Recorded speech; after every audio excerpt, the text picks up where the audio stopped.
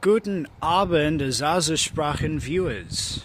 Thought this would be maybe a good opportunity to start posting on the channel. Start of a new year. Lovely summer day, as you can see. So 2025, I think it stands out to me because it's 10 years since 2015, and 2015 is probably the first year that I can really clearly remember.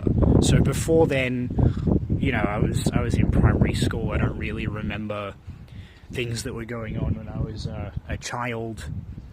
I do quite clearly recall, however, the vibe of 2015, kind of tail end of the Obama era.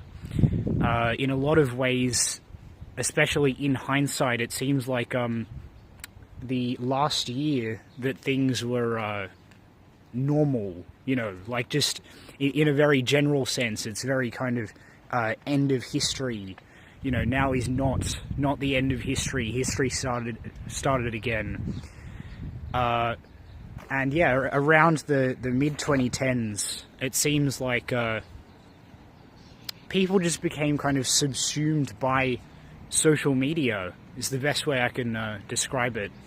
Of course, people had been on social media for a long time before then. People had certainly been on the internet, but I think people's lives just became completely dominated by social media. It changed how we relate to everything. And that started to become really noticeable around the mid-2010s.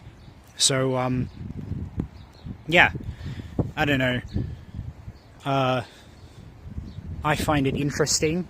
I think people became like colder, angrier, justifiably, of course.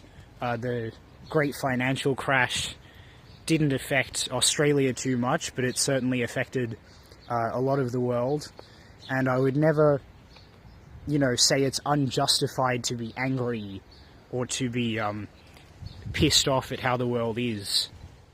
And, maybe it's boring to talk about, but it does seem fundamental how the world changed with social media. It seems like people don't really believe things anymore. For some things, it doesn't matter how much evidence you give someone, they're not necessarily going to believe a piece of information, because, there's a lot of information, and there's a lot of information on the internet, on social media, everywhere, on the TV, but it's fake, and so, when there's real information, real facts, it kind of gets drowned out in just static noise. Everything's just noise, and I don't want to sound like I'm just complaining, like it's just a problem, how the world is. I think there are opportunities. Not necessarily obvious ones, but there are certainly opportunities with how the world is now, and so I think it's important to recognize that. And I guess that's the message I want to bring coming into 2025. So, Happy New Year, guys.